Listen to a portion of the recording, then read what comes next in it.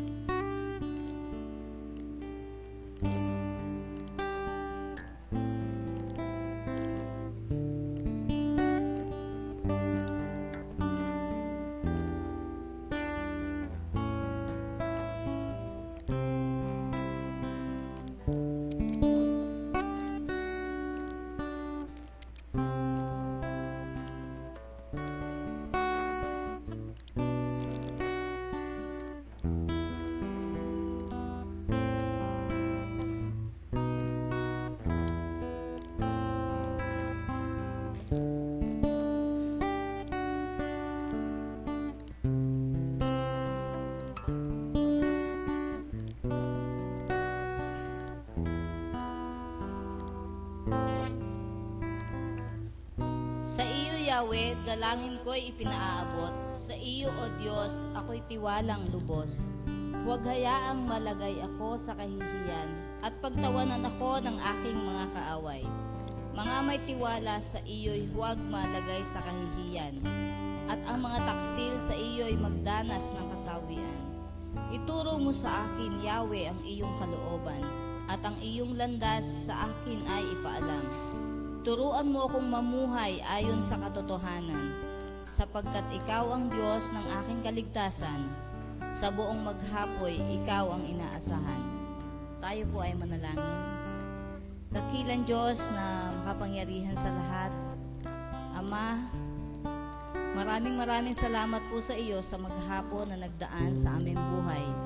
Maraming salamat dahil ang bawat isa sa amin ay dinala mo sa lugar na ito upang muli ay makipagtipan sa iyo.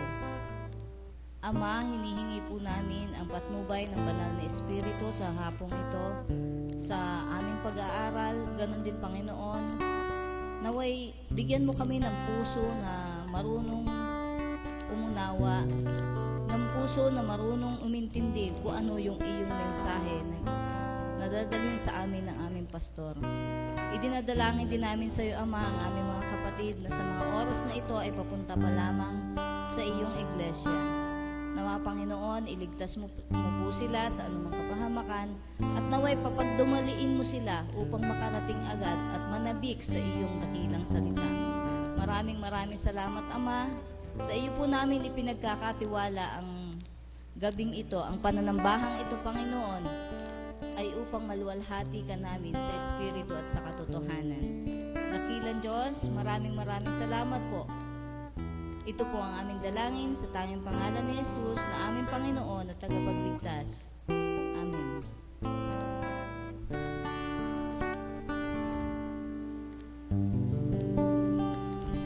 Okay, good evening po sa ating lahat. Yan, sabihin niyo po sa inyo pong katabi, mahal ka ng Diyos. Mahal din kita.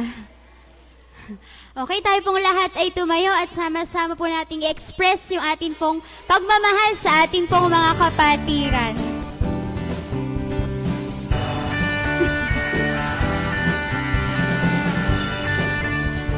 Sama-sama po nating i-welcome at batiin ang bawat isa ngayon pong gabing ito.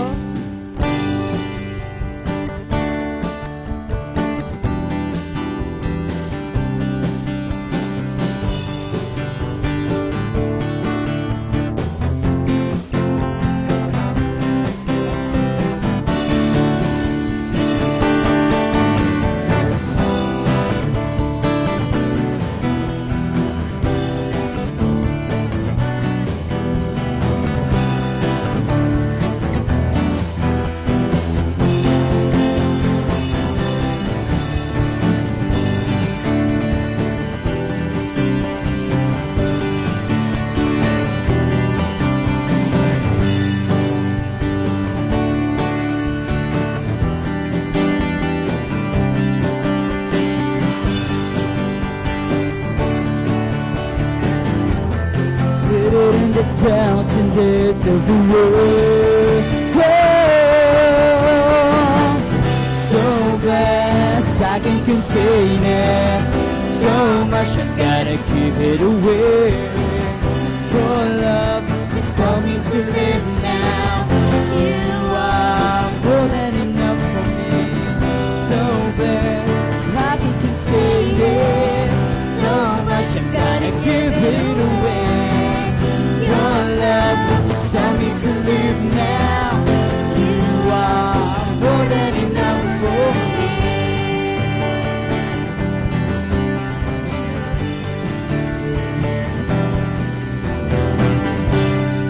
Yan, bigyan po natin ng malakas sa palakpakan ng ating pong Panginoon. Yan, sino po sa atin ang pumasok po sa school? Yung totoo po, ano po? Yung...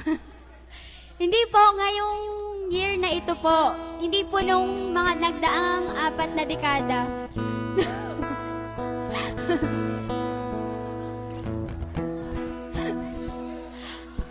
Yan, sino po ang napagod? Napagod sa maghapon. Sino po? Sino po ang hindi napagod? Yan, sino po sa atin ang gustong-gustong magpasalamat sa Diyos dahil po sa sobra-sobra pong pagpapalang pinaparanas. Amen po ba? Amen. Pero bakit konti na po tayo ngayon? Yan, ngayon po dahil po sa umaapaw po na pagpapala yung nararanasan natin. Sige po, sige po, tahimik na po tayo. Pinag-aawayan nila kung babae ba yun o lalaki. Yan, ngayon po dahil nga po umaapaw po yung blessings na natatanggap natin, sama-sama po nating ibalik sa Diyos, ibigay sa Diyos yung glory na nararapat para sa dakilang Diyos. Sige po, ibigay po natin yung best na worship para po sa Kanya.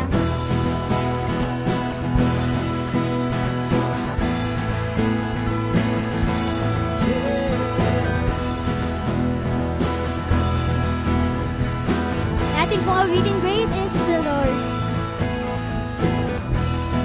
Great is the Lord God Almighty. Great is the Lord on high. The train of His robe fills the temple, and we cry our highest praise. Ating po ibigay yung glory sa ating pong Panginoon. Glory to the risen King. Glory to the Son. Glorious Son, Glorious ating po awitin, lift up your heads.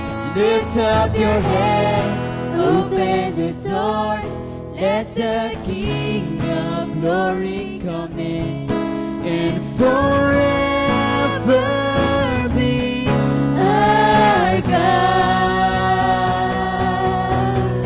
Hey!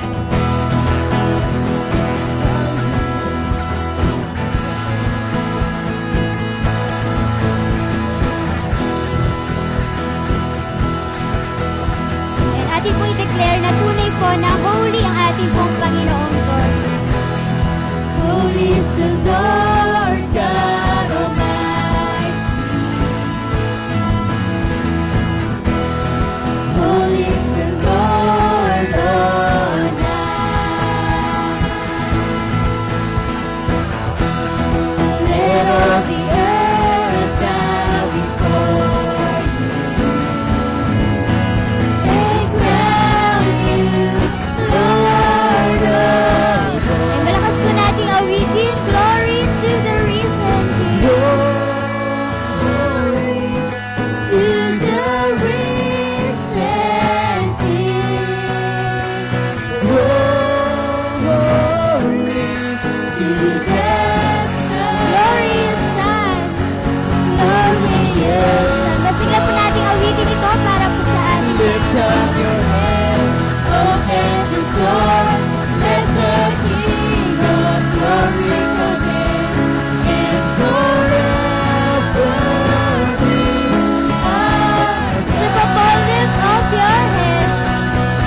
Lift up your heads, open the doors, let the King of Glory come in, and forever be our People, lift up your heads. Lift up your heads, open the doors, let the King of Glory come in, and forever be our God. Patuloy po natin i-worship ang ating pong dakilang Panginoon.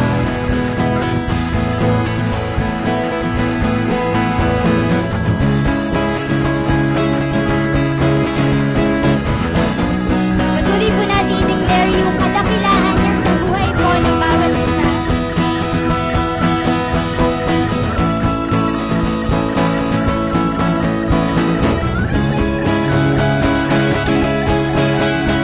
Sabay-sabay po natin awitin, Glory to the risen King. To the risen Glory to the Son. Glory to the Son. Glory, Muli po natin awitin to the Son. to the Son. Glory, Mas malakas pa po, to the Son. to the Son. Glory, Muli po natin awitin, lift up your heads. Lift up your head, open the doors, let the King of Glory come in, and forever be our Mas God. masigla pa po, lift up your heads.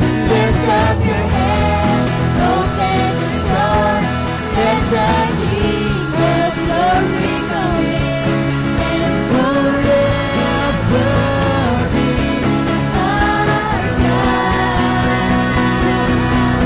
Lift up your heads, open the doors, let the King of Glory come in, and forever be our God. And forever be. And forever be our God. And forever be. And forever be our God.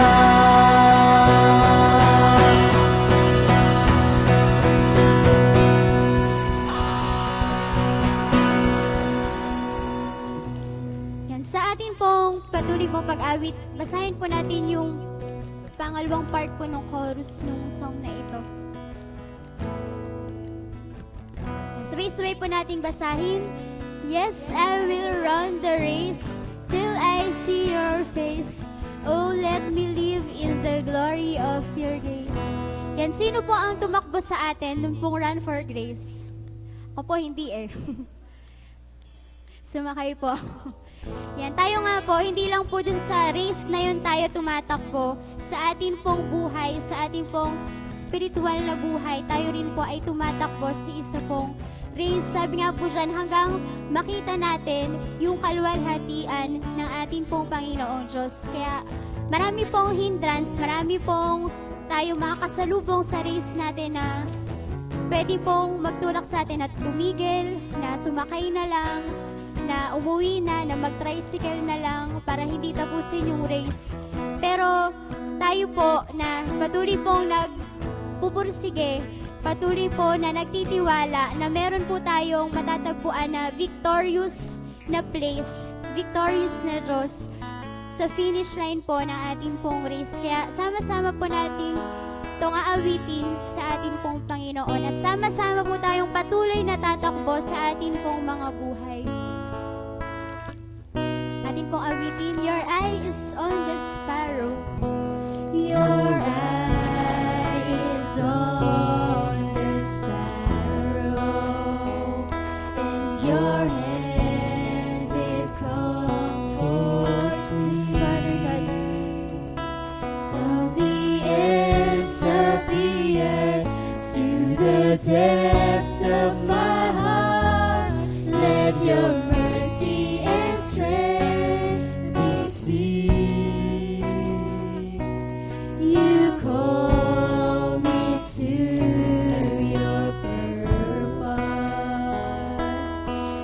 as angels understand. For your glory, may you draw all men as your love and grace. Atin po awitin, and I will run to you. And I will run to you, to your words of truth, not by might, not by power, but by the Spirit. Yes, Lord, I will run the race. Yes, I will run the race till I see your face. Oh, let me live in the glory of your grace. Atin po awitin, you call me to your purpose. Call me to your purpose, as angels Yes, Lord, for your glory. for your glory, may you draw all men as your love and Malakas po nating awitin ito sa ating pong Panginoon. And I will run to you, To your words of truth, not by might, not by power, but by the Spirit of God. So I will run the race till I see your face. Oh, let me live in the glory of your grace. and I will run to you. I will run to you, to your words of truth,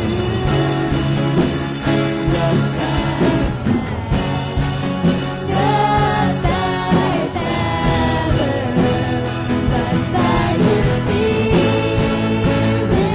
Yes, Lord, I will run the race. Yes, I will run the race till I see your face. Oh, let me live in the glory of your grace.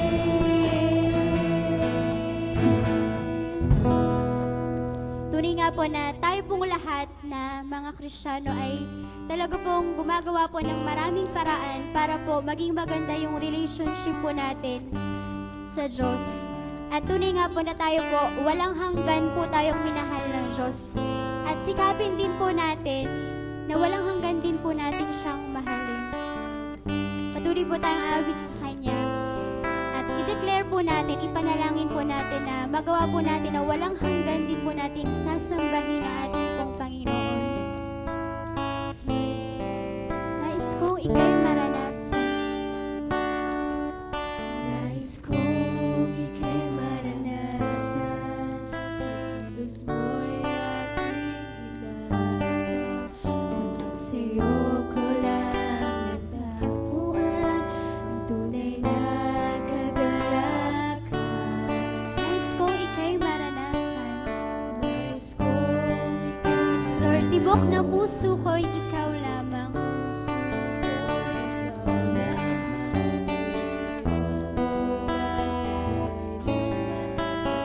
ako'y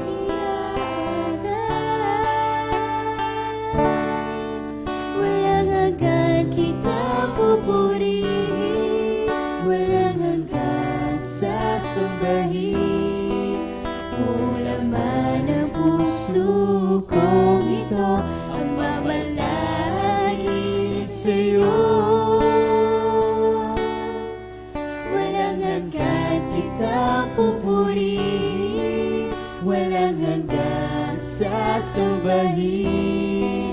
Buong laman ng puso kong ito ang mamalagi sa'yo. Muli po nating awitin. Nais kong ika'y maranasan, pagkilos ko'y aking nasa, upang sa'yo ko lang matatagpuan ang tunay na kagalakan.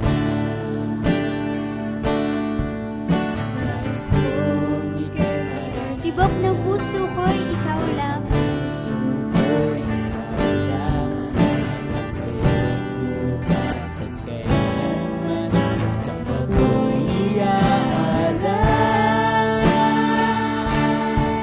Walang hanggan kitang pupurihin, walang hanggang sasambahin. Buong laman ng puso kong ito ang mamalagi sa'yo. Walang hanggan kitang pupurihin, walang hanggang sasambahin. Buong laman ng puso kong ito ang mamalagi. Muli po nating awitin. Walang hanggan kitang pupurihin. Walang hanggan kitang pupurihin, walang hanggang sasambahin. Buong laman ng puso kong ito ay mamalagi sa'yo. Walang hanggan kitang pupurihin, walang hanggang sasambahin. Buong laman ng puso kong ito ang mamalagi Hindi sa'yo. po, walang hanggan kitang pupurihin.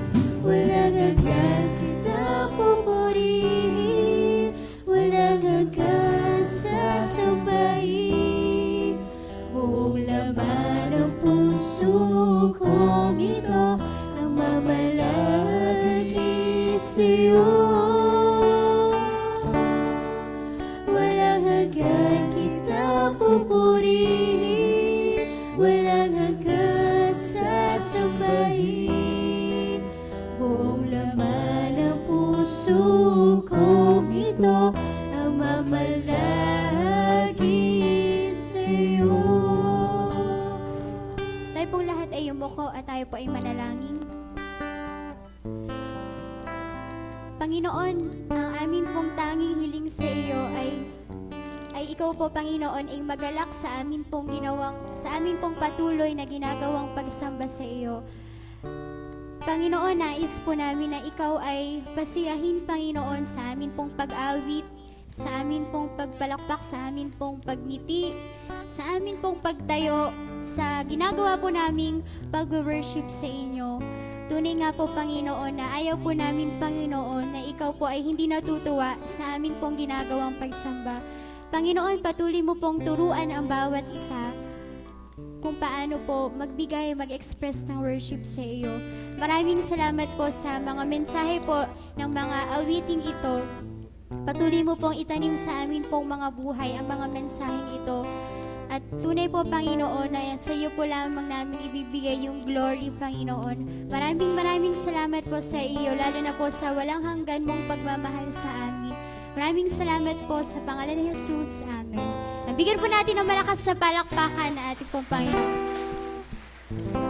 Yan, makakaupo na po ang kapulungan.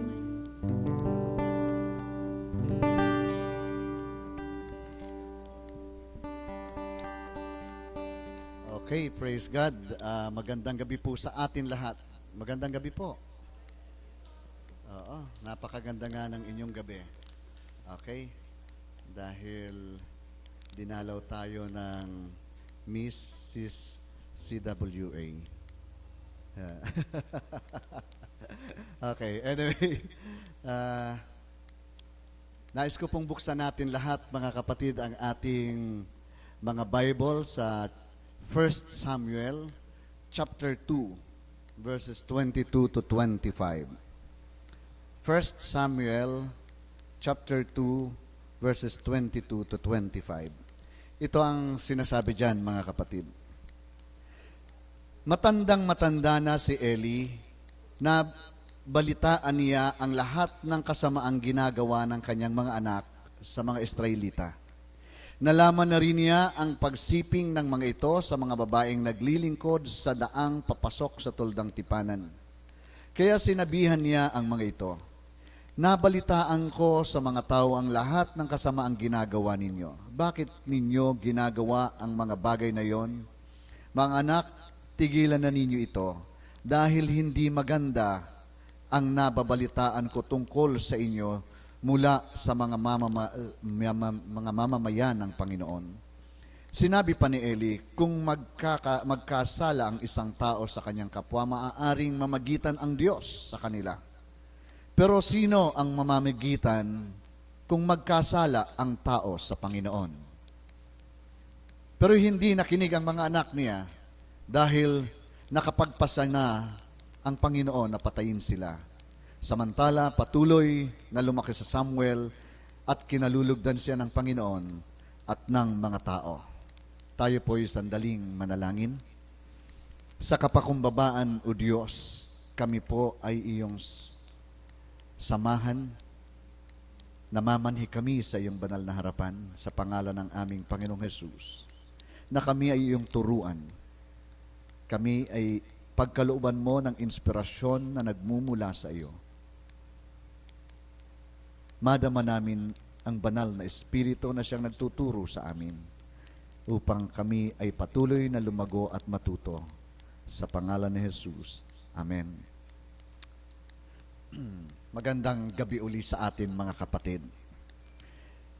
Ewan ko kung ang bahaging ito ng banal na kasulatan ay nababasa nyo na. Nabasa nyo na ho ba itong bahaging ito ng banal na kasulatan? Yung tungkol sa mga anak ni Eli. Alam nyo, mga kapatid, may kasabihan na ang isang mabuti daw na tao maaaring magkaroon ng depekto. O ang isang mabuting tao na magkakaroon ng depekto, maaaring ang kanyang mga ginagawa, yung bisa ng kanyang ginagawa, ay mawalan ng katuturan.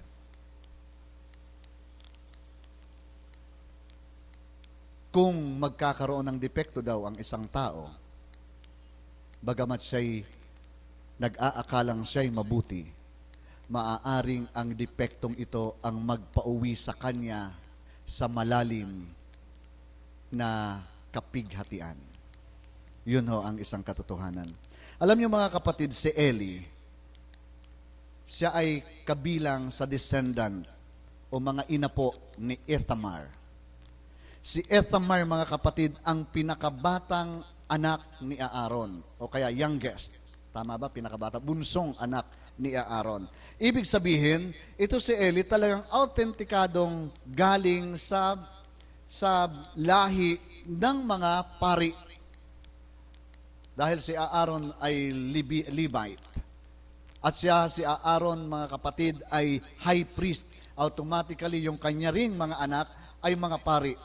Pero kung titingnan natin doon, mga kapatid, sa panahon na yon na si Eli, na inapo ni Ithamar, ay naglilingkod sa templo bilang mataas na saserdote o sa madaling pag-unawa sa English, high priest na tinatawag. Ano po? Yung kanyang mga anak na mga pari din, sabi dito, matindi yung ginagawa. Walang pakundangan sa kanilang buhay. Sila ay mga pari na dapat nagtuturo ng kabutihan sa mga tao kung ano ang precepts o kalooban ng Diyos. Sila ang kinakikitaan ng mga tao ng Israel ng kasamaan.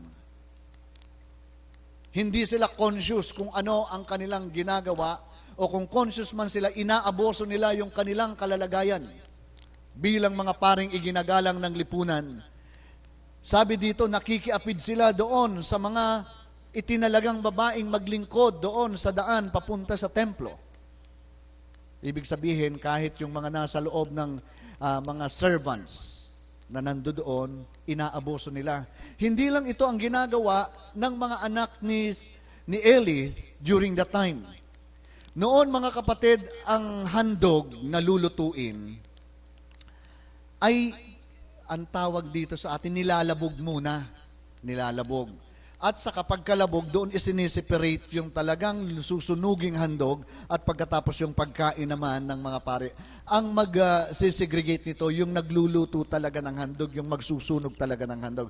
Ang ginagawa ng mga anak ni Eli, hindi pa tapos yung paglabog doon sa handog, kumukuha na sila ng napakalaking tinidor, tinitinidor na nila yon, kinukuha nila yung mga gusto nilang kainin na mga panghandog. Dapat, hindi nila pinakukundangan na sila na ang kumakain noon.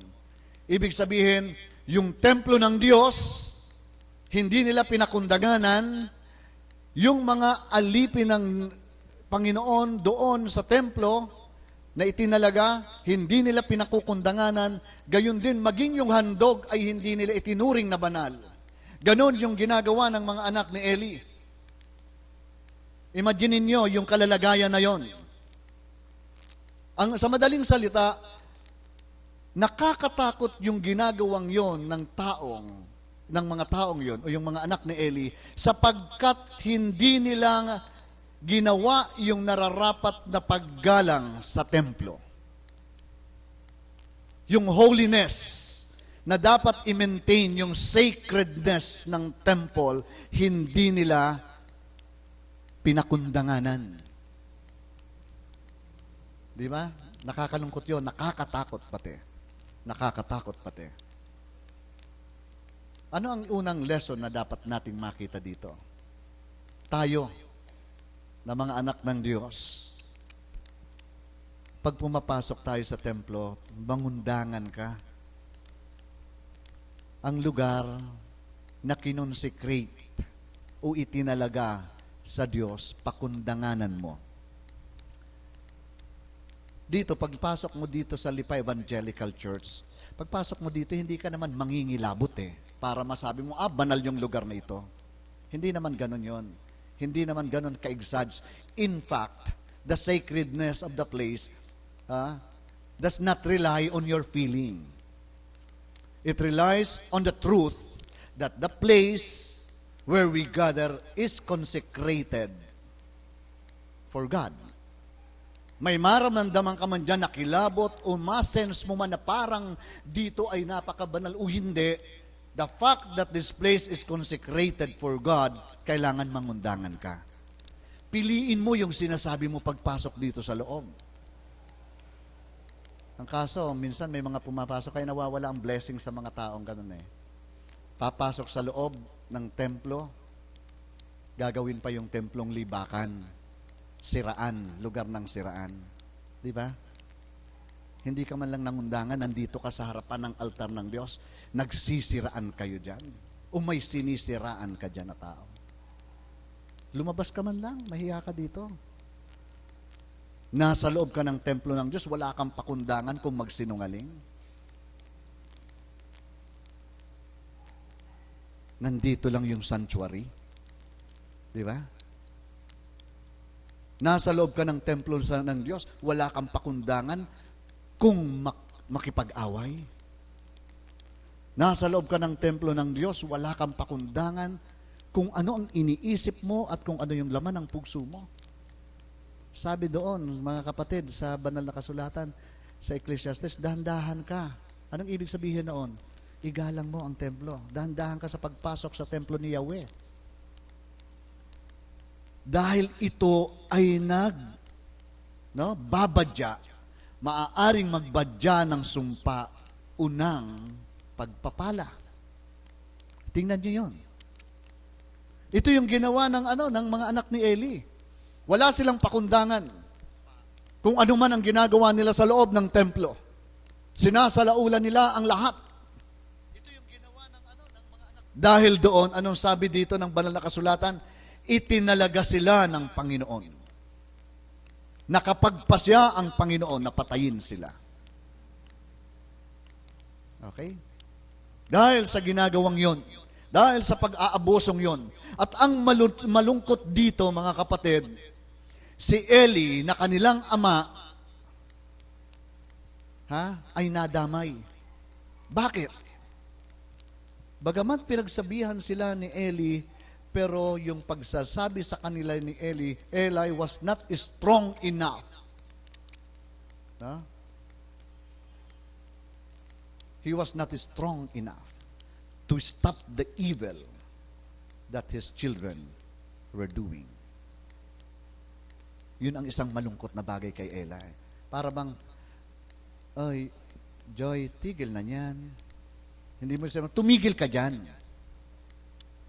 Dahil kung hindi mo titigil, papaalisin kita dyan. Yung strong na pagsaway, walang ganon si Eli. At, alam nyo, yung pagsasaway ni Eli dito, sinasaway niya lamang yung kanyang mga anak dahil sa sinasabi na ng kapaligiran. Dahil ang rule sana noon, kapag nagkasala ang isang Levita o ang isang naglilingkod sa templo, kailangan paalisin mo yan. Kailangan paglinisin mo yan ang kanyang sarili. Pagsisihin mo siya. Kailangan siyang magbigay ng peace offering. Di ba? Kailangan siyang magbigay ng offering ng paghihingi ng tawad. Ganon ang ginagawa ng Israel. Pero hindi niya yung ginawa sa kanyang mga anak. Sinasabi-sabi, oy, tigil na. Parang nakikipag-ano lang. Because of this, nagalit pati kay Eli ang Diyos. Hindi siya naging responsable as high priest na sawayin, i-reprimand at disiplinahin yung kanyang mga anak. Kaya nanatili yung kasalanan. Hindi niya nasaway. Sa panahon na yon, si Eli matanda na. Pero kahit siya'y matanda na, tanda natin ito mga magulang, hindi ito rason kay Eli sapagkat dala niya sa kanyang sarili ang kapangyarihan as high priest, na magsaway at magdisiplina. Pero hindi niya ito ginawa dahil mga anak niya. Mga anak, pakinggan niyo ito. Huwag niyong pahintulutan na dahil sa inyong katigasan ng ulo, pati magulang niyo ay isumpa ng Diyos. Nakasama kayo. Makinig kayo sa advice ng inyong magulang. Sapagkat kung hindi kayo makinig sa inyong magulang at nagkataong nagsawa sa inyo yung inyong magulang kasasaway, pinabayaan na kayo, sama-sama kayong malulugmok at mawawasak. Ito yung lesson nito. Si Eli namatay. Yung mga anak niya namatay. Lahat sila ay namatay. Bakit? Dahil walang totoong pagsasaway at totoong pagtutuwid na nangyari. Tandaan natin yan. Ito ang isang malungkot na bagay na nangyari doon sa panahon ni Eli. Anong implikasyon nito, mga kapatid, sa ating buhay bilang mga mananampalataya? Ano ang sinasabi nito sa atin ngayon? Ang pagsasaway, mga kapatid, sa loob ng simbahan ng mga leader natin ay banal. Hindi porket may rason ka, mananatili ka doon sa iyong ano. Pag sinaway ka, kaya ka sinaway dahil may nakita sa iyong mali. Kaya nga sinaway ka eh. Di ba? Sasawayin ka ba kung hindi ka naman nakakitaan ng mali? Kaya nga sinaway ka. Kailangan makita natin ito. Tanggapin natin yung rebuke, yung pagsasaway sa atin. At tayo namang nagsasaway, kailangan din tayong tactful sa ating pagsasaway. Tactful. Anong sinabing tactful? May dignidad ka sa pagsasaway mo. At yung sinasaway mo, hindi mo inaalisan ng dignidad. Amen po ba? Hello. Tayong mga magulang ganon. Tayong mga leader ng church dapat ganon. May nakita, may totoo itong nangyari sa Manila. Yung tatay sinaway yung kanyang anak sa kalsada. Pinagbubulyawan sa kalsada. Hiyang-hiya yung anak. Pagdating sa bahay, patay yung tatay. Tinusok ng anak. Bakit? Hiniya mo ako sa marami eh. Kapatid, kapag nagsasaway ka, huwag kang magpahiya ng tao.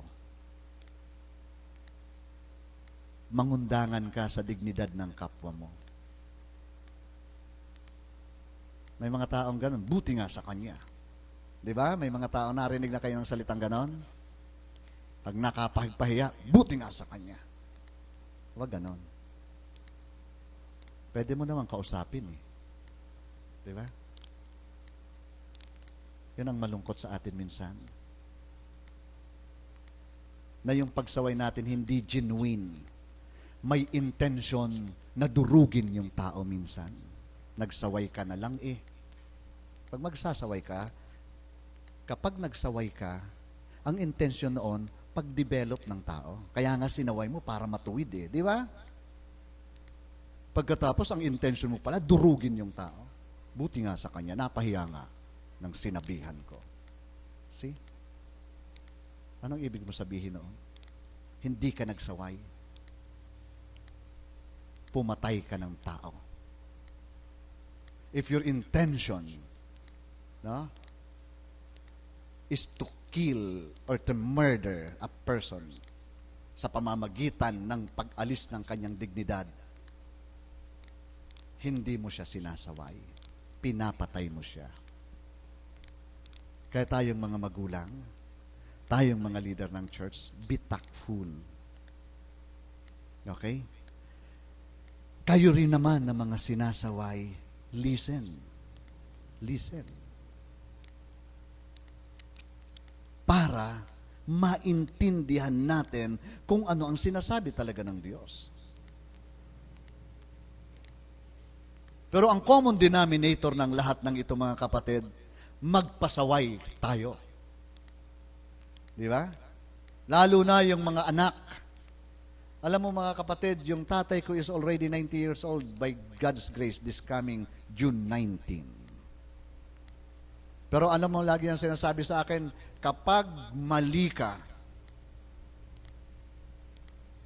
dadapa ka, papaluin pa rin kita. Hindi naman siya makakapalo sa akin, tatakbuhan ko na siya. Pero ang puntos doon, hindi siya sumusuko sa pagsaway, sa pagdidisiplina. Hindi siya sumusuko sa pagsasayos. Sabi sa Proverbs 13:24, he who spares his rod hates his son, but he who loves him disciplines him promptly. Kung galit ka daw sa anak mo, huwag mo siyang sawayin. Huwag mo siyang paluin. Pero kapatid, tatay, huwag mo naman paluin sa ulo. Hindi mo siya sinasaway, pinapatay mo siya noon. No? Akalain mo, sininturon mo yung ulo. Pa! No? Nalaglag yung ulo, kinain mo pa yung utak. Ano ba yon? Di ba may mga magulang na ganon? Walang pakundangan kung saan ang tama. No? Ako may pinost ako sa Facebook na isang nanay. Habang pinapanood ko, parang gusto kong bunutin yung Facebook at gusto kong mabuhay sa harapan ko yung nanay. Akong kukurot sa kanyang pinong-pino. Kalain mo, 1-year-old na bata. Umiyak lang, talagang pinagsawaan ng kung anong magagawa niya sa bata. At pinipicturan. Ang mas matindi doon yung nagpipicture. Nakabidyo eh. Siguro tatay yung nagbidyo. Sige, patayin natin yan, asawa ko. Pakita natin sa mundo. Talaga, nawang-awa ko sa bata. See? Mga magulang, kapag sasaway tayo, kaya tayo nagsasaway dahil gusto natin silang mabuhay. Pero yung pagsaway natin, sabi dito, firm. Firm ang pagsasaway.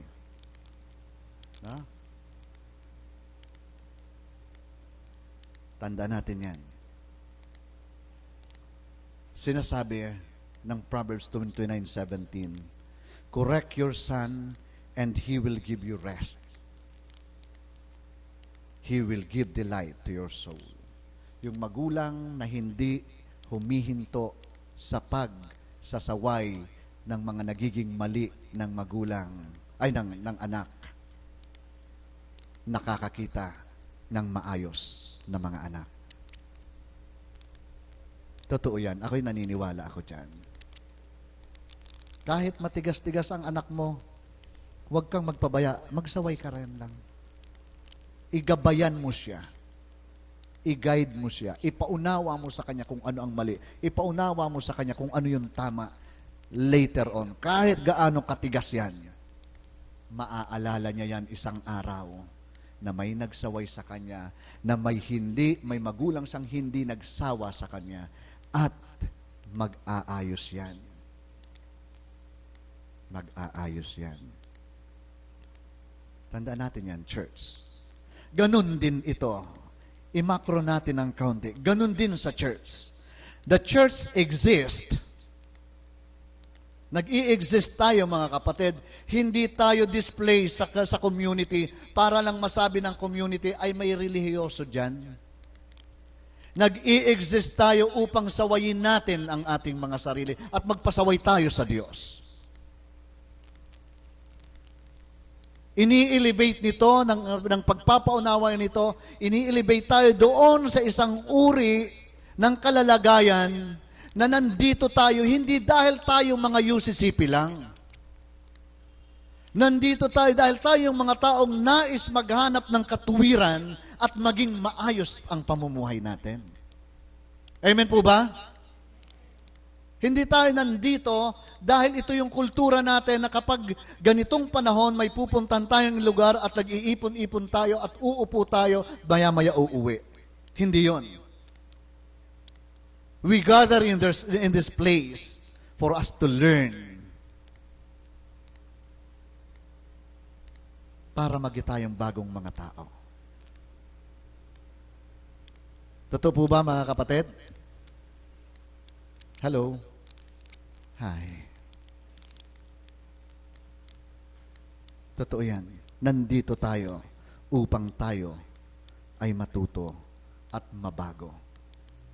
Ito tayo eh. Sabi ni Christ, be ye perfect as your Father in heaven is perfect. Niloko tayo ng mundo. Hindi, mahina ka. Hindi ka naman pwede maging perfecto eh. Hindi ka. Sabi ng Panginoon, be ye perfect. Anong ibig sabihin niyan? Be perfect. Anong ibig sabihin niyan? It is a process. Hindi sinabi ng ating Panginoong Jesus, you are perfect. No. Be ye perfect. Magi kang perfecto. Magi process. You have to process yourself into perfection. Ito yung aim ng bawat kaluluwa dito sa church. Nagkakamali tayo, marami tayong pagkakamali, pero hindi ka humihinto sa pagpanday na maayos ang ating buhay, yung buhay ng ating pamilya. Dahil ang pagpapabaya, ang pagsasawa, ay mauuwi sa kapahamakan. Tandaan natin yan. Sa kalalagayan ni Eli, mga kapatid, yung kanyang pagsaway sa kanyang mga anak ay isang malabnaw na pagsasaway.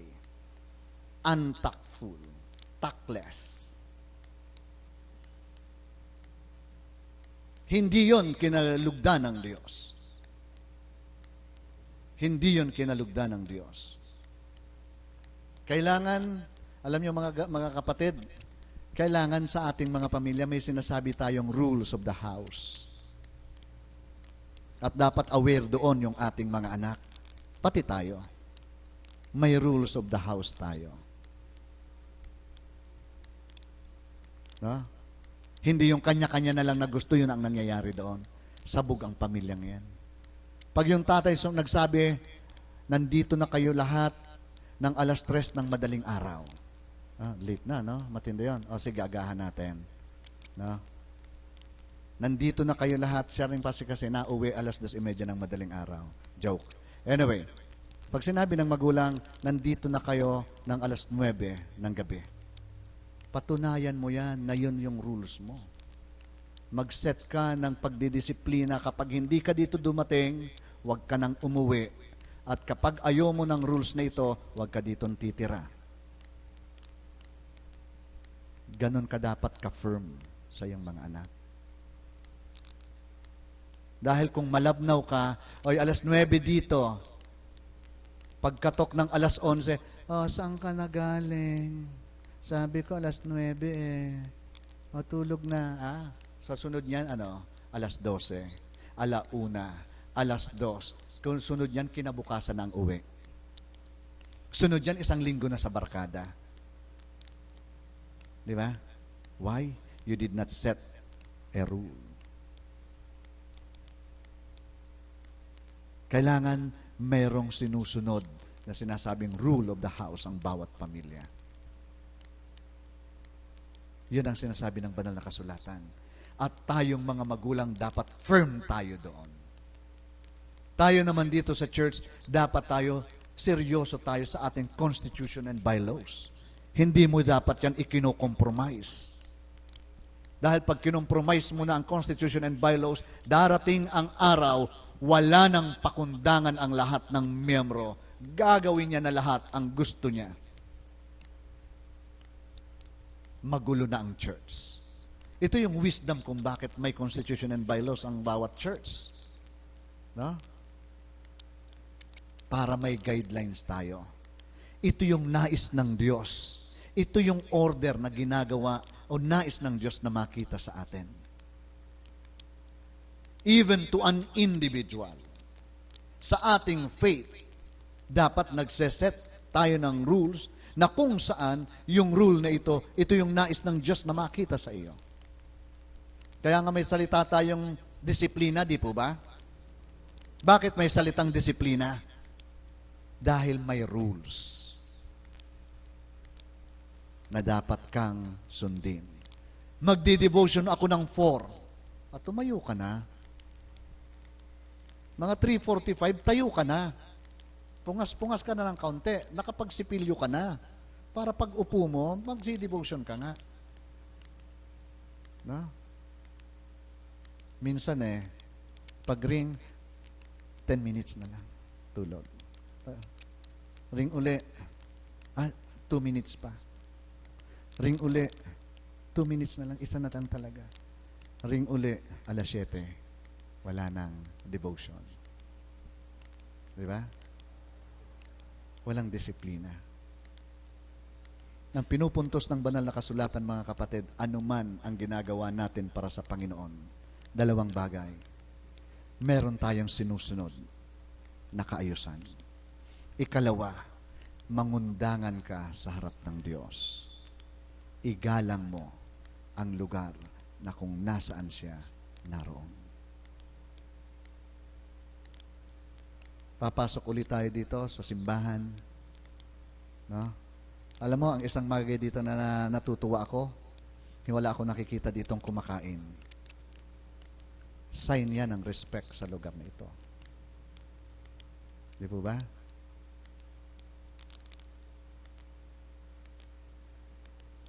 Tingnan natin yung mga disiplinang ganon.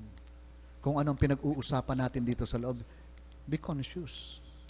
This is the place where we have a covenant with God. Mangundangan ka.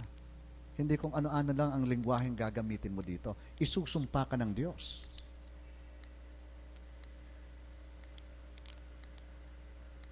Isusumpa ka ng Diyos. At least sinabi ko na ito sa atin lahat.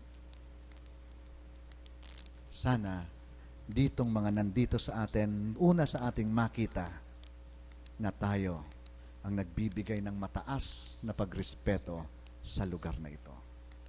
Huwag ka dito, kapatid, na sisigaw. No? Yung pasigaw-sigaw dahil galit ka. Huwag ka dito sisigaw. Pakundanganan mo ang lugar na ito. Kung gusto mo talagang sumigaw, pumunta ka sa City Hall. sa opisina si Sabili. Sumigaw ka doon ng todo. Pero dito wag. Dahil kung hindi mo nga kaya sa opisina si Sabili, dito sa harapan ng Diyos, kaya mo. Di ba? Irespeto mo ang lugar na ito para pagpalain ka. Tingnan mo yung mga bagay na banal na pagkambanalin mo nga upang pagpalain ka. Sabi dito sa ating lesson, huwag mong hintayin na ang pagsaway sa iyo ay maging napakahabang uri ng pagsasaway. Baka tumigas ka at hindi ka na masaway. Na imbis masaway ka, nagikang rebelde. Baka patigasin ang puso mo, wala na sa iyo makasaway at maginang sumpa sa iyo ang mga pangyayari. Habang tayo ay sinasaway ng Panginoon, magpasaway tayo. Isaayos natin ang buhay natin. Nandito na tayo.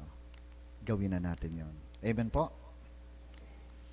Pagpalain tayo ng Panginoon. Salamat sa Diyos sa gabing ito.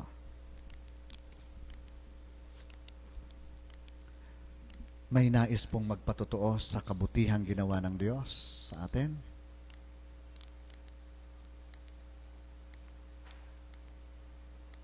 Okay, isa lang ho. Wag na lahat. Nagtitinginan kayo baka lahat gusto. Isa lang. Oo. Salamat sa Diyos. Dahil sa mga nagdaang mga nangyari sa linggong ito, na kung saan, mula Lunes, gusto kong ipagpasalamat sa Diyos sa inyong harapan na binigyan tayo ng Panginoon ng pagkakataon na makapaghatid ng pre-encounter. 5 kaming nagpunta doon at merong nag-pre-encounter na 54 persons. Na ang ini-expect lang natin doon mga kapatid ay 40 persons. At ang maganda nito, may Katolikong pumunta. There were 4 churches na nag-participate. Salamat sa Diyos doon sa tagumpay na yon. And they are all excited na mag-take ng encounter. Wag muna kayong papalakpak dahil may gagawin pa kayo. Dahil most probably, kayo ang magtuturo sa encounter. Ibig sabihin, maghahanda tayo dito dahil walang ibang inaasahan silang pupunta sa kanila doon kundi ang Lipa Evangelical Church. Kung may maidadagdag man sa atin, yun lang ay si Pastor Eric at si Pastor Bahia. Si Calvin naman, ibinibilang natin yan dito. Adopted son natin yan dito si Calvin Oo. Kaya, yun. Expected yun sa atin na tayo ang gagawa doon. Kaya ipag-pray natin yan mga kapatid. Kung hindi man July, ay August. Early in August. Pero most probably July. Dahil sabi namin sa kanila, huwag mong palamigin. Di po ba?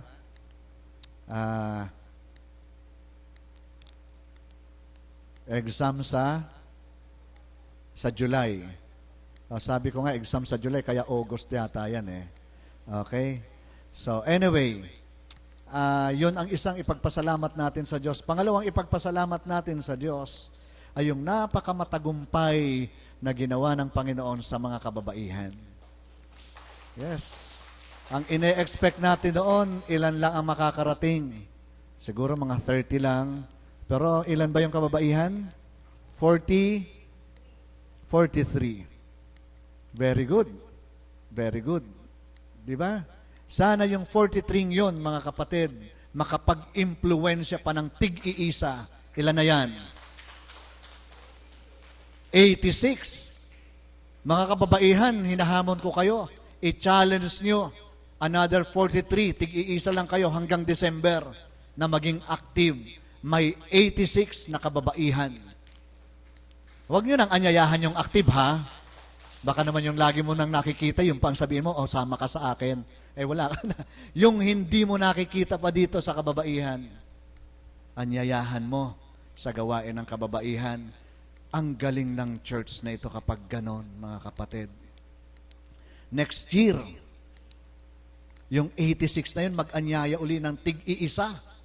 Tig-iisa lang, magtiyaga tayo, i-ministeryo natin yan.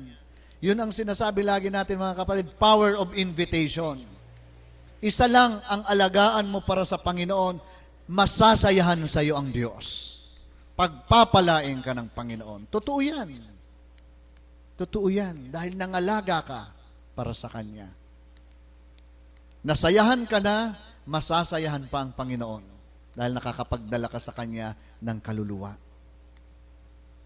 Ang ganda yan. Dapat ganun din ang kalalakihan. Dumadami na rin mga kapatid ang kalalakihan. Dito, 2 na, 3 na. No? Si Ronald, si Kuya Romy, si Manny, 3 na. Dami na natin, kapatid. Kaunti na lang. 6 na tayo. Aabat na tayo. No, mag-aanyaya rin kami ng mga kalalakihan. Ganon din ang mga kabataan. Kabataan, i-project nyo yan. Alam nyo mga kapatid, huwag tayo ditong magsalita ng blanco lang. I-execute natin. We say, praise the Lord. Then, let it be that our work be really pleasing to God. Para masabi talaga nating, praise the Lord. Amen po. Sa Miyerkules po ba, mga kabataan, mag-aanyaya tayo? O, nag-amen kayo, ha? Baka na naman, kasasabi ko lang wag magsinungaling. Nagsinungaling na naman kayo. Mag-aanyaya po ba dito sa Miyerkules, mga kabataan? Kaya ba ng mga kababaihan? Nako, kakunti. Parang ayaw na. Tulala. Kaya ba nating mga kalalakihan? Yes! Oo, dapat lang. Sikapin natin. Let this place a place of celebration. Di po ba? Ang ganda nun.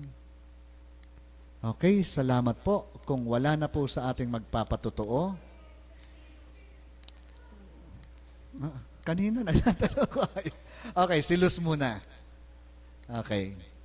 At pagkatapos, si kapatid na Aw. Ako po ay nagpasalamat sa prayer po ng gawa po ng alam niyo po na struggle po talaga sa akin yung pag-aaral, yung sa qualifying exam, pag-move ng qualifying exam para maka-attend ng communicant class.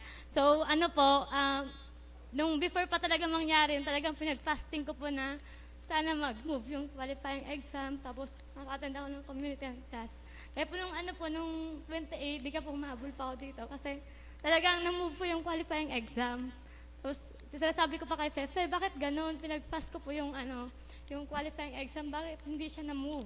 Tapos nung mismong araw din yun, na-move yung qualifying exam, kaya nagpapasalamat ako sa Diyos. At ngayon din po sa qualifying exam, yun, okay po yung exam ko at saka tuloy-tuloy po yung pag-aaral ko ng accountancy. At maraming salamat po. Tunay nga po na pag naging sandigan mo yung Diyos, talagang walang imposible na mangyayari yung gusto mo. Salamat po. Salamat po doon. Oo nga, si Luz ay hindi yan nag-absent sa ating communicant class. No? Talagang nakagraduate yan faithfully. No? Si kapatid na Aw. Okay na. Ayoko magpapigil. Hindi, ako po yung magpapasalamat lang po sa Diyos talaga. Napakabuti po ng Diyos. Dahil po ang anak ko po ay enrolled na pala. Akala ko hindi makakapag-college si Dea. Hindi, actually po nung kasing siguro mga 2 weeks ago, pero na po siya, month of June na. Sabi nga may application po kasi kami ng scholarship. Siyempre po, naghahanap kami para medyo kahit papano yung gastos hindi po maging ganong kataas. Yung application po namin ng scholarship hindi pa dumadating. Actually nga din po, hanggang ngayon wala pa rin. Pero sabi ko nga po sa cell group namin, nung kami nag-cell group din na Ate Joy, sabi ko napakadaming problema. Maari pong ito'y problema rin ng karamihan sa atin, ng mga nanay, especially yung mga nanay, na yung financial, lalo po't pasukan, napakadaming problema. Pero sabi ko nga po sa cell group noon, kahit po may problemang ganon, sabi ko, bakit ganito? Palagay ang loob ko. Hindi ako ganon na babagabag na baka hindi makapasok ang anak ko. Sabi ko sabi ko nga po alam ko na hindi pababayaan ng Diyos ang anak ko na tumigil sa pag-aaral. Makakapag-aral siya dahil siya'y anak ng Diyos. Sabi ko gano'n. Sabi ko, hindi talaga. Anak siya ng Diyos, hindi siya pababayaan. Tapos po, siguro yun po ay, ano bang date? The first week of June. Tapos po, dumating na nga po ang second week, hindi pa rin. Sabi ko, ala, bahala na ang Diyos. Talagang, ikiklaim ko na ang anak ko makakapasok kahit pa yan ang oras na ng pasukan yan, talagang ibibigay sa akin. Tapos, nung isang araw po, ang Kuya Ronald, umupo sa sala, kami nasa sala, sabi sa akin, Ning, may kasalanan ako sa iyo Sabi ko, hindi ako na may kinabahan. Sabi ko, naku, ano kaya ito? Baka may babae? Agad ganun Kinako, ano kaya ito? Baka may babae. Tapos may dinukot sa wallet. Sabi ko, may picture pa yata. Tapos ibinigay niya sa akin yung resibo. May binigay siyang resibo. Sabi niya, eto enrolled na naman ang anak mo. Hindi ko lang sinasabi sa iyo nung pang 7. Ako po talaga sobrang natuwa na hindi ko lang po ma-express sa Kuya Ronald na sabi ko, salamat dahil ikaw, baka kasi medyo luwak ang kanyang taingay gumanon, tsaka masyado siyang maging sobrang makisig. Hindi ko lang masabi sa kanya na salamat dahil ikaw ay responsabling daddy. Ganon, Pero, syempre, pero salamat sa Diyos talaga. Salamat sa Diyos po talaga. Ang napakabuti ng Diyos. At pati nga po si Melissa, pati si Tim, ako nga humingi ng promissory note noon dahil sabi ko medyo delay ang dating ng budget. Talaga naman pong hindi na nga umabot ng 2 weeks. 2 weeks yung hiningi ko Sabi ko ilang days, abira mo, June 4 pasukan, 7 nagbayad na pala kami. Hindi pala umabot ng 2 weeks, 3 days lang. Sabi ko napakabuti ng Diyos dahil talagang siya ang gumagawa ng paraan na basta yun pala, sabi ko nga, yun po ang na-realize ko sa sarili ko, talagang totoo pala na i-claim mo lang na hindi ka pababayaan ng Diyos. Siyempre, susunod ka siyempre sa Kanya. Hindi ka mawawala sa yung faith mo, yung pananalangin mo, continuous. At wag mawawala sa concentration, sa focus. Ipagkakaloob ng Diyos lahat ng hilingin natin. Maraming salamat po, Jesus. Totoo yan.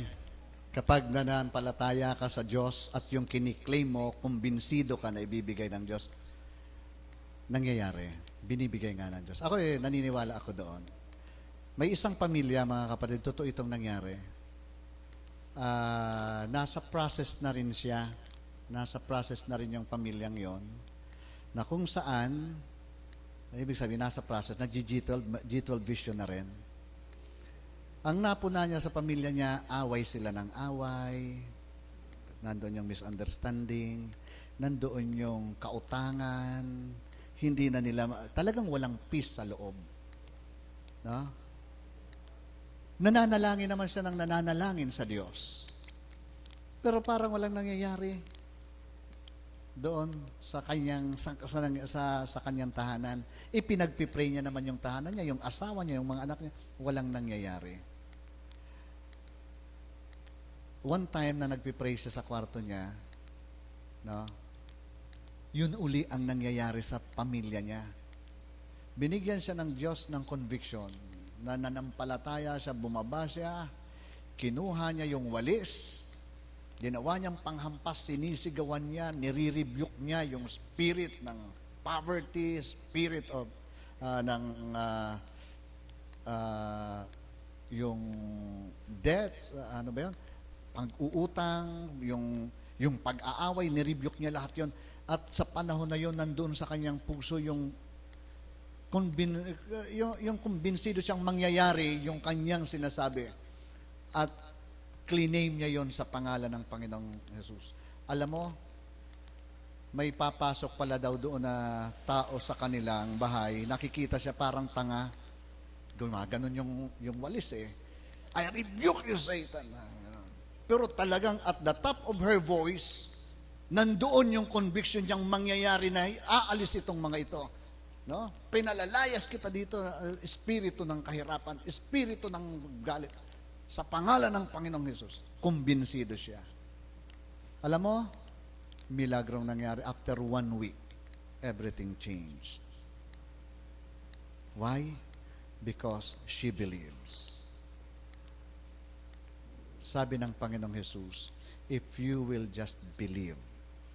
Ang malungkot sa atin, we claim and yet we do not believe. Sa pangalan ni Jesus, darating ito. Ano kaya kung darating ngayon? Tapos tayo dyan. No? In the name of Jesus, Satan, alis ka na. Umalis na kaya? Hindi nga aalis yun. No? Ikiniklaim ko, Lord, magaling na ako. Masakit pa yata. Ano ba yun? Nag-claim ka bang tapos duda ka, kinakapa mo, nasan yung sakit? Hindi nga sa'yo mangyayari ang mga claim mo. When you claim, believe. Yun ang sabi ng Bible, di ba? There is nothing impossible to a person who believes. Yan ang pangako ni Christ. That when you believe, God will move. Because you believe.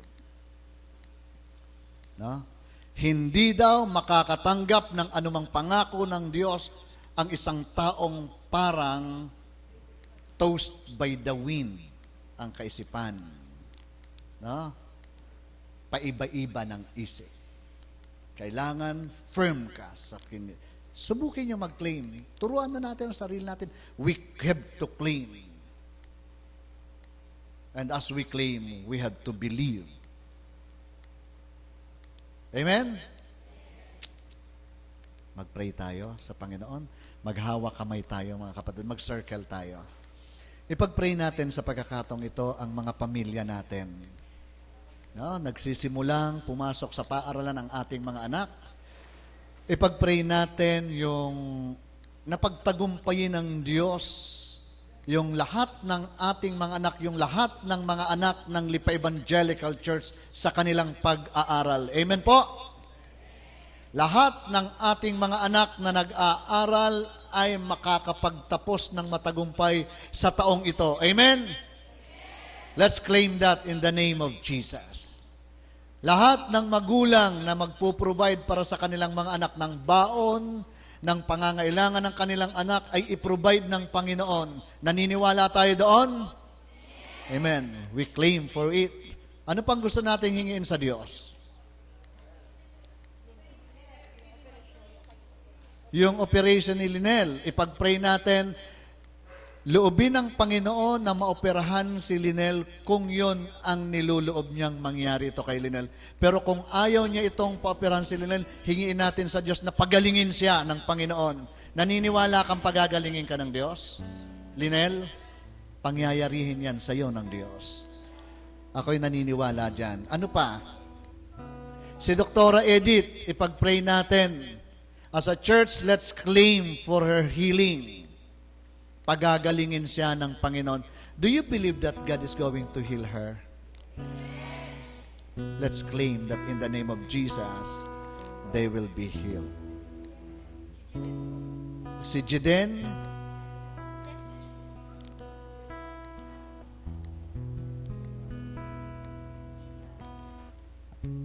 Jenny Carr, Lipa, anong pangalan? Tia? Lalaki? Tia nga ni Jenny Carr. Hindi. Si Tia, pagalingin ng Panginoon. At si Jeff Padilla. Sino siya? Manugang ni, si Jeff. Ano ba? Yung hearing, okay, ipag-pray natin yung hearing na pagtagumpayin si Jeff. Alam ko si Jeff, ito ay nananampalataya sa Panginoon, umaasa sa Panginoon, pagtagumpayin siya ng Diyos. So, ito po ang ipag-pray natin. Una, yung may mga karamdaman na pagalingin ng Panginoon, si Linel, si Tia, si Doktora Edith, si Jeff, yung kanyang kaso. Ano pa? Ano po pa? si Eric na lumusan ng pagalingin. Si Eric yata, Thanksgiving because of healing. I-claim na natin yung kompletong healing ni kapatid na Eric. Ano po? Thanksgiving. And let us also pray for the family. Yung ating mga anak na nag-aaral, na ipag-pray natin na wag silang matuksong, wag silang mag-fall astray, maligaw ng landas. Ito at gabayan sila ng Panginoon at pagtagumpayan na makapagtapos sa taong ito. At yung provision sa ating mga pamilya. Okay, ipagpipray natin yung provision sa pamilya.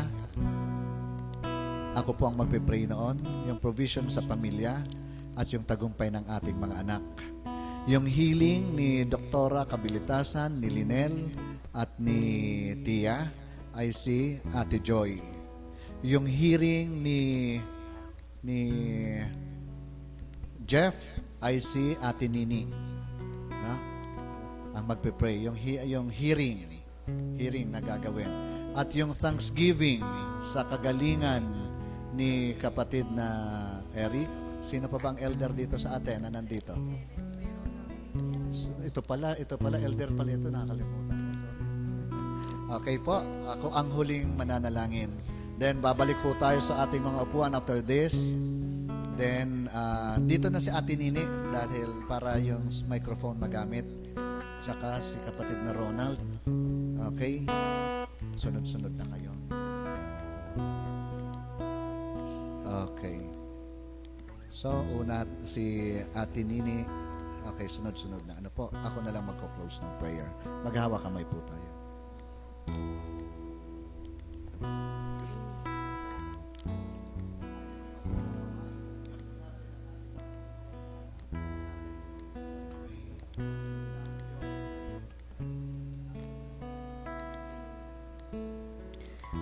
Tayo po'y manalangin. Panginoon, sa sandali pong ito ay labis po ang aming pasasalamat. Maraming salamat po, Lord, na muli niyo po kaming tinipon sa lugar na ito upang kami po ay maiparating po namin sa inyo ang lahat po ng aming mga kahilingan, ang lahat po ng aming mga pasasalamat tungkol po sa iba't ibang concern. Maraming salamat po, Lord, sa mga kapatiran na nararito na naglalaan ng kanilang oras para po sa aming prayer time sa midweek service. Lord, napakarami po naming concern at inilalapit po namin sa inyo, Lord, ang kalagayan po ni Jeff. Personally, hindi ko po siya kilala at hindi ko din po alam kung ano po yung nangyayari sa kanya. Pero bilang kapatid po namin, siya po ay aming inilalapit sa iyo. Dinadalangin po namin, Lord, ang kanyang kalagayan, pati na rin po yung hearing na gagawin sa kanya. Alam po namin, Lord, na ikaw lamang po ang nakakaalam ng mga pangyayari. At alam po namin, Lord, na ikaw po ang gagabay sa kanya. Idinadalangin po namin, Lord, na ang magiging hearing, kung ano man po ang outcome nito, ay hindi po makapagpalayo sa inyo nitong si Jeff. Bagkus po, Lord, dalangin po namin na ang pangyayari po ito ay lalo pong makapagpalapit sa inyo ni Jeff. Lord, idinadalangin po namin na kung ano man po ang kalalabasan ay pangunahan niyo po ang mga proceedings, yun pong mangyayari sa case. Dalangin po namin, Lord, na ikaw po ang gagabay sa kay Jeff. At sana, Lord, ay maging matatag siya sa pagharap po dun sa mga hearing. Dalangin po namin, Lord, na pangunahan niyo po siya, pati na rin po yung mga concern ng mga tao. Hindi ko man po siya kilala, ay alam ko po, Lord, na pakikinggan niyo po ang aming panalangin. Maraming salamat po, Lord, at ito po ay nilalapit ko po sa inyo namin po sa pangalan ni Jesus. Amen. Panginoon Diyos na makapangyarihan sa lahat, tunay nga po na napakabuti mo sa bawat isa sa amin, lalo sa mga sandaling ito, Panginoon Diyos, na binibigyan mo kami ng pagkakataon maidulog sa iyo ang aming mga kahilingan. Panginoon Diyos, inilalapit po namin sa inyo si Linel. Nakikita niyo po, Panginoon Diyos, ang kalalagayan ng batang ito. Ang mga sakit na kanya po, Panginoong, tiniis sa mga nagdaang panahon. At alam namin, Panginoon Diyos, na ang pagkakatuklas muli sa kanyang karamdamang ito, Panginoon Diyos, ang magbibigay ng ganap na kagalingan sa kanya. Loobin mo po, Panginoon, na bigyan siya ng kalakasan ng kanyang lupang katawan. Alsin sa kanyang lahat ang pangamba at buong puso siyang magtiwala sa iyo, lalo na po, Panginoon Diyos, sa kung Panginoon Diyos, ang pakalooban mo sa kanya ay siya'y maoperahan. Alsin mo po sa kanya ang takot. Buo puso siyang magtiwala na ikaw ang kikilos at magbibigay sa kanya na kandali ang kagalingan. Pagkat alam namin, Panginoon Diyos, na ito ay paraan mo upang mas lalo pa siyang magtiwala sa iyo, lalong higit ang mga nagmamahal sa kanya. Panginoon Diyos, maraming salamat dahil hindi naging sagabal, Panginoon Diyos, ang pinansyal na pangailangan. Kundi, Panginoon Diyos, ipinakita mo kay Ate Maylin, Panginoon Diyos, na walang bagay na imposible sa iyo. Nasa isipan pa lang niya, Panginoon, ang alalahinin para sa pinansyal na pangailangan. Ito ay iyo na agad tinugon.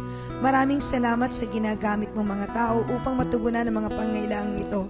At ngayon pa man, Panginoon Diyos, ang dalangin namin, ikaw ang magbibigay ng karunungan sa doktor na mag-oopera sa kanya. At ikaw rin, Panginoon, na magbabasbas sa mga gamot na kanyang iinumin.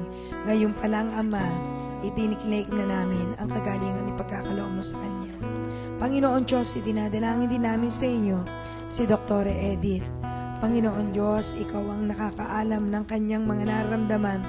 Lalo, Panginoon, sa panahon na umaatake ang kanyang karamdaman, nandun ang kahinaan ng kanyang lupang katawan, ngunit ang katatagan ng kanyang pananampalataya, Panginoon, ang siyang nagsisilbing gabay upang, Panginoon Diyos, huwag siyang panghinaan ng loob. Sa sama-sama namin panalangin, Panginoon Diyos, kung meron man, Panginoon Diyos, na sa tingin ng mga manggagamot at sa tingin ng iba, ang karamdamang ito, Panginoon Diyos, ay mabigat.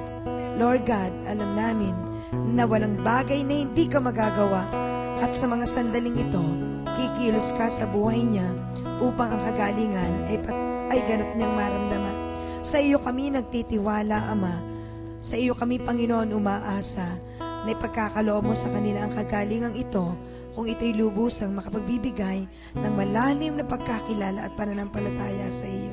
Ama, loobin mo na sa iyong pamaraan at sa iyong kalooban, ang kagalingan ay kanilang maranasan. Sa pangalan ni Jesus, Amen.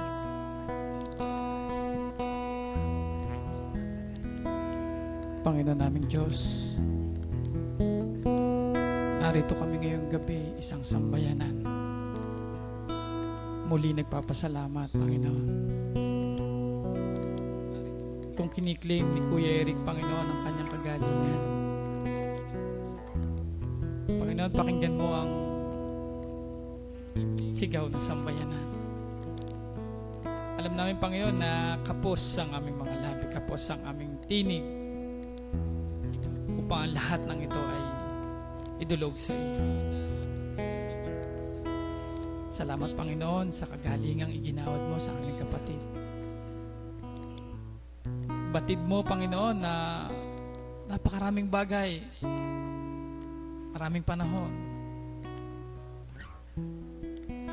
maraming oras na gugulin pa, maraming ibibigay pa, Panginoon, ang iyong anak, si Kuya Eric, Panginoon.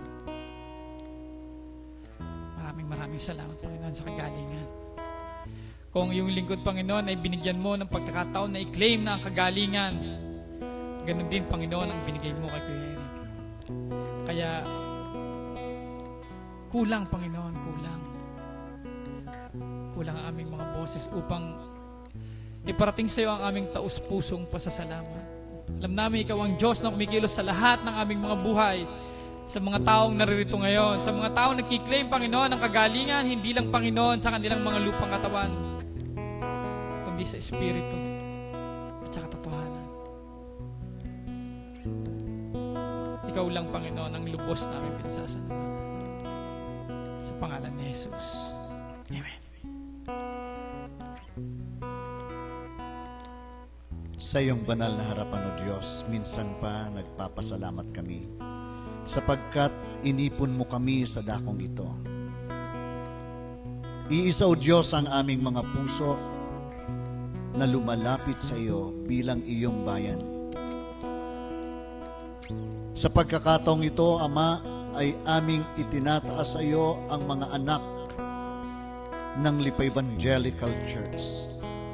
Sila na mga anak namin na nagsisipag-aral. Mga anak namin na nandoon sa kindergarten, mga anak namin na nandoon sa elementary, mga anak namin na nandoon sa high school, mga anak namin na nandoon sa college. Ama, alam mo ang kanilang kalalagayan. Alam mo, O Diyos, ang kanilang mga struggles, Panginoon, ang kanilang mga agam-agam. Dalangin namin sa iyo, O Diyos, na iyuko mo ang mapagpalang mukha sa kanila. Ang iyong presensyang madama nila na nag-iingat sa kanila, O Diyos. Sa buong isang taon ito, Ama, samahan mo po ang aming mga anak. Naingatan sila at ilayo sa anumang uri ng kapahamakan. Sa sino mang tao na nais sa kanilang manakit o magsamantala, ikaw, O Diyos, ang magsupil sa kanila. Makilala nila, O Diyos, na ang iyong mga anak ay iyong iniingatan. Silang mga magulang na nagtitiwala sa iyo para sa kanilang mga anak, na ikaw ang mag-iingat sa kanila. Ipamalas mo nga po sa kanila, O Diyos, kung paano ka nagagalak sa kanilang pagtitiwala sa iyo at kung paano mo ginagawa, Ama, na ang iyong kapangyarihan ay patuloy nilang makita sa pamamagitan ng iyong pag-iingat sa mga anak ng bawat pamilya ng Lipa Evangelical Church. Suguin mo po ang iyong mga anghel sa mga anak namin ito, na siyang mag-ingat sa kanila at maglayo sa anumang uri ng sakuna o aksidente. Huwag mong pahintulutan, O Diyos, na isa man sa kanila ay mapariwara. Lahat sila, O Diyos, ay makadama ng iyong pag-iingat at ang iyong pangunguna sa kanilang buhay. Ilagay mo rin sa kanilang puso, O Diyos, ang pagkakadama ng panghihinayang ng panahon upang sila'y patuloy na magpunyagi at mag-aral. Ilagay mo sa kanilang puso, O Diyos, ang malalim na marumdob na hangarin na sila'y magtagumpay, na sila'y matuto. Bigyan mo sila kung gayon ng kaunawaan, ng karunungan, O Diyos, upang makita nila ang halaga ng kanilang ginagawa. At pagkalooban mo rin sila ng talino upang maunawaan nila ang mga turo sa kanilang mga paaralan. Ngayon pa man, O Diyos, ipinagpapasalamat namin ang tagumpay na ibibigay mo sa kanila.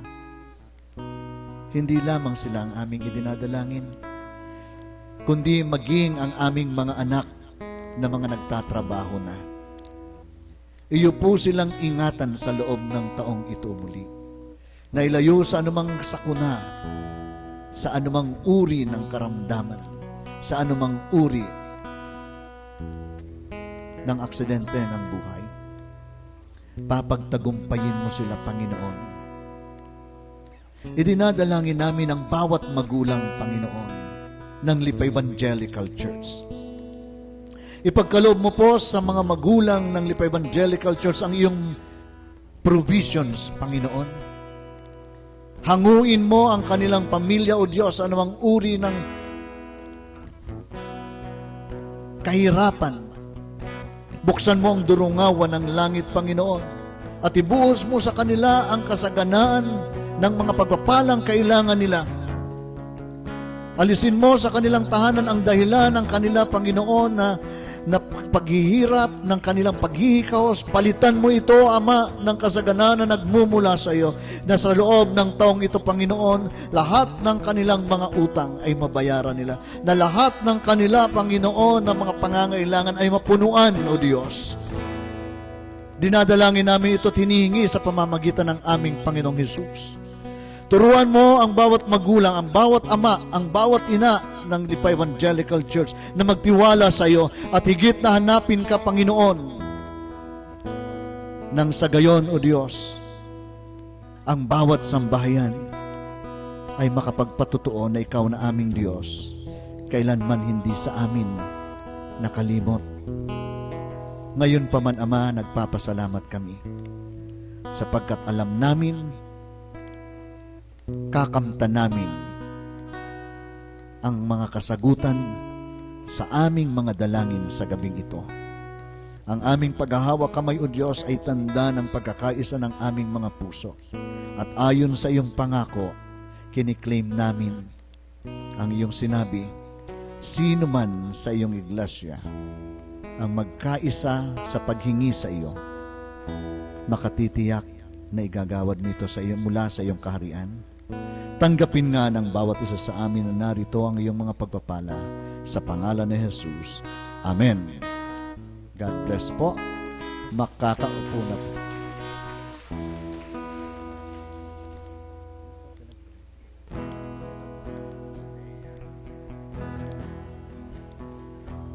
Mag-upo po ang kapulungan at tayo po ililid uli sa awit ng ating praise and worship.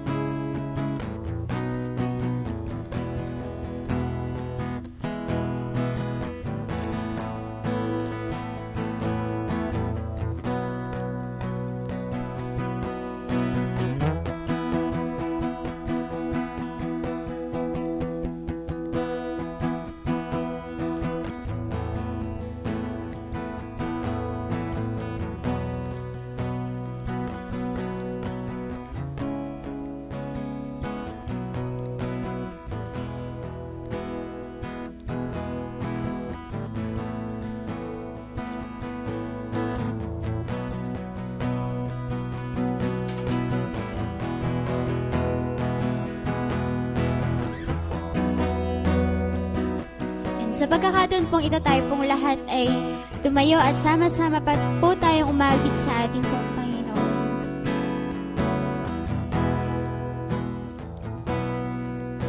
Atin pong awitin, one thing I desire. One thing I desire. One thing I say. To gaze upon your beauty, your majesty.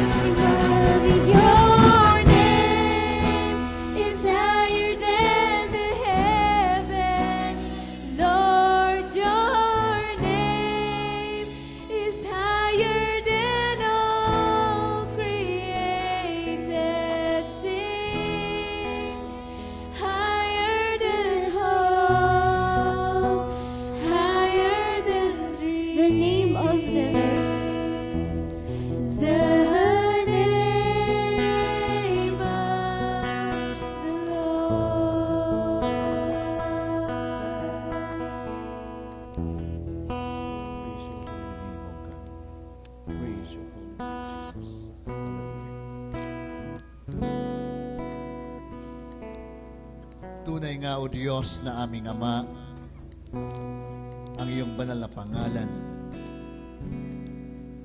ang pinakamataas na pangalan. Salamat, O Diyos, dahil kay Jesus naming Panginoon na iyong bugtong na anak. Sapagkat dahil sa Kanya,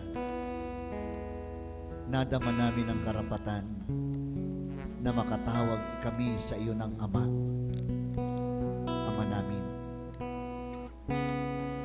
At ang aming pagtawag ay pinagiging dapat mo sa iyong harapan. Dahil sa tulong ng Banal na Espiritu.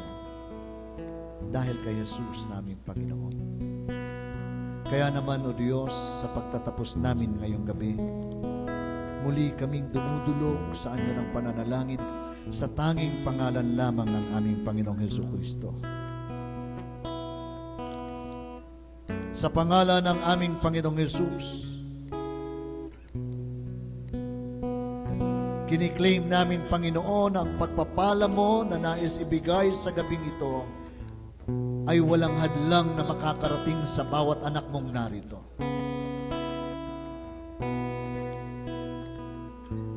Anuman ang mithiin ng bawat puso ng iyong mga anak na narito na naaayon sa iyong kalooban, kiniklaim namin na sa pangalan ng aming Panginoong Jesus, kakamtan nila ito, matatanggap nila ito, sapagkat ito ay yung iyong kalooban na sila'y bigyan ng kagalakan ng bawat isa sa amin ay makita ang kahulugan ng buhay, na ang bawat isa sa amin ay makapamuhay ng may katiwasayan at ng may kagalakan.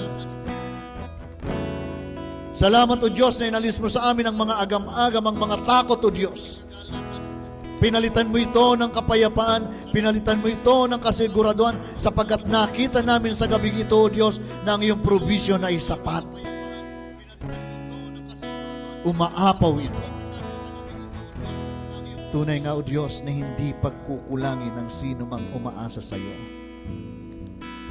Ama, salamat dahil sa iyong pag-ibig sa iyong mga anak. Uuwi kami sa aming mga tahanan, dala ang kagalakan ito. Dala ang pag-asang ito sa aming mga puso. Dakilang Diyos, nananalangin kami at special namin itinataas sa iyo ang isang nagngangalang Thea na ngayon ay nasa ICU, O Diyos. Lord God, sa pangalan ng aming Panginoong Jesus, iyo kumupo sa kanyang iyong mapagpalang mukha.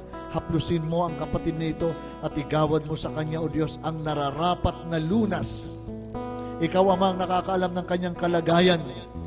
Sa pangalan ng aming Panginoong Jesus, pangyarihin mo sa kanya ang iyong kalooban sa oras na ito. Hindi namin si Ama kilala, ngunit alam namin kilala mo siya, sapagkat walang anumang bagay na nanilihim sa iyo. Kung ninais mo, Diyos, na gumaling ang isang tao, walang maaaring humadlang nito. Kaya, Ama, ayon sa iyong kalooban, pangyarihin mo ang nararapat na bagay sa kapatid na ito. Patuloy mo, O Diyos, na iyukurin ang iyong mapagpalang mukha sa bawat kapatid na narito. Igawad mo ang iyong mapagpalang mga kamay na ipatong ito sa ulo ng bawat isang kapatid na narito. Padaluyin mo, O Diyos, ang iyong masaganang pagpapala at ang makalangit na biyaya sa bawat isang narito. Dumaloy ito maging sa aming mga tahanang ginagalawan. Ihatid kami nito, O Diyos, sa higit at mas malalim pang pananampalataya sa iyo. Sa pangalan ni Jesus na aming Panginoon at tagapagligtas. At ngayon, humayo kayo. Paliwanagin ng Diyos na ating Ama ang kanyang banal na mukha sa inyo at ingatan niya kayo. Sa inyong paghayo, lagi niyang pananariwain sa ating mga puso ang kaligtasan na ating tinatamasa sa pamamagitan ni Kristong ating Panginoon. At ang pamamatnubay, ang pag-iingat, ang pagtuturo ng banal na Espiritu, ang patuloy nating madama ang siyang patuloy na sumalikop sa atin. Sa pangalan ng nag-iisang Diyos na Ama, Anak at Espiritu Santo. Amen.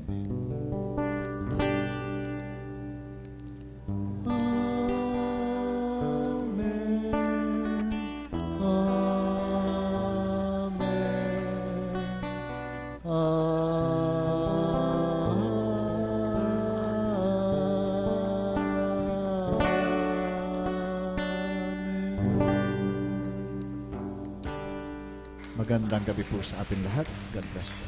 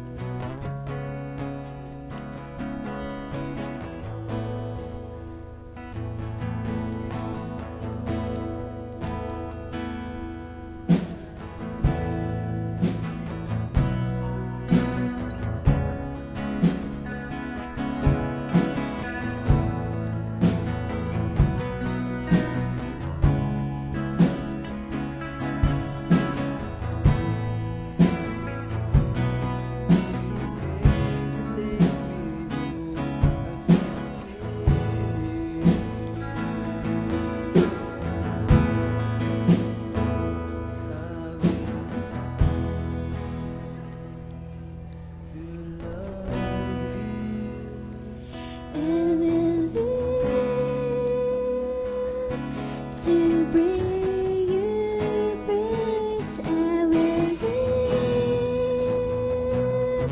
a shout in all of you.